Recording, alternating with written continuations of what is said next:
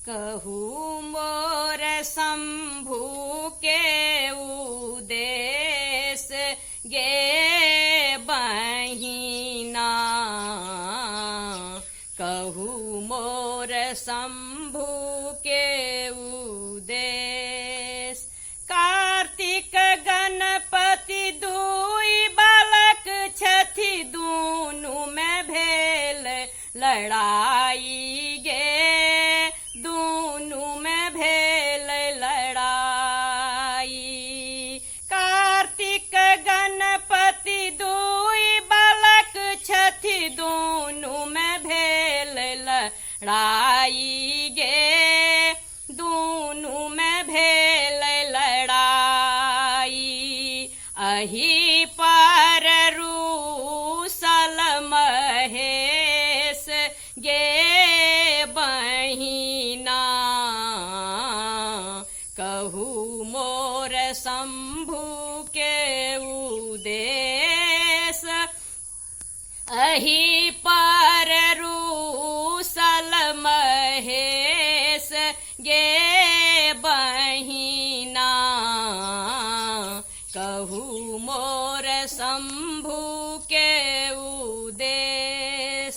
मोर सवारी सिंह गे बहिना, बसहा हुनक सवारी गे, बसहा हुनक सवारी। मोर सवारी सिंह गे बहिना, बसहा हुनक सवारी गे, बसहा हुनक सवारी। एक दिन सिंहवा खुली जे पड़ले, बसहा के दिलक मारी गे, बसहा के दिलक मारी।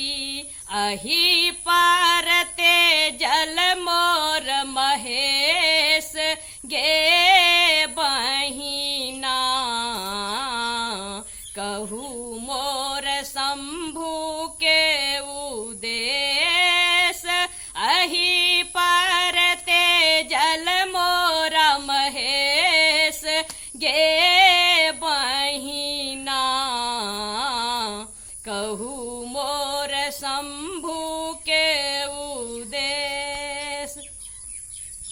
कार्तिक बउआ मयूर पोसलखिन, नाग के भेल दुखदाई गे, नाग के भेल दुखदाई।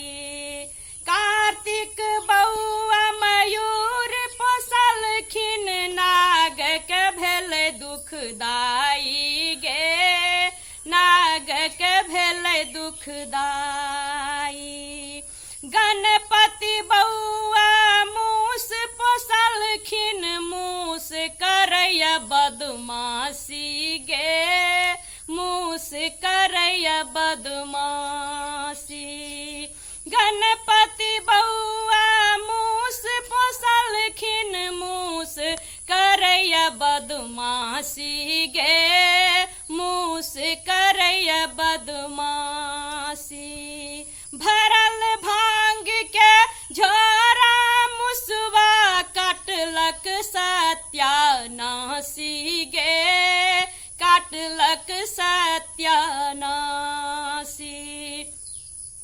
भरल भांग के झोरा मुसवा, काटलक सत्यानाशी गे, काटलक सत्यानाशी। अही पर भागल मोर महेश गे बहिना, कहू मोर शंभु के उदेश।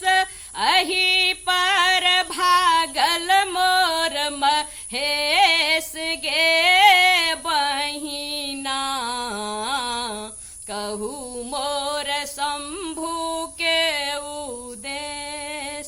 आई गे माई पर गे परोसिन, शिव के दियोन बुझाई गे, शिव के दियोन बुझाई।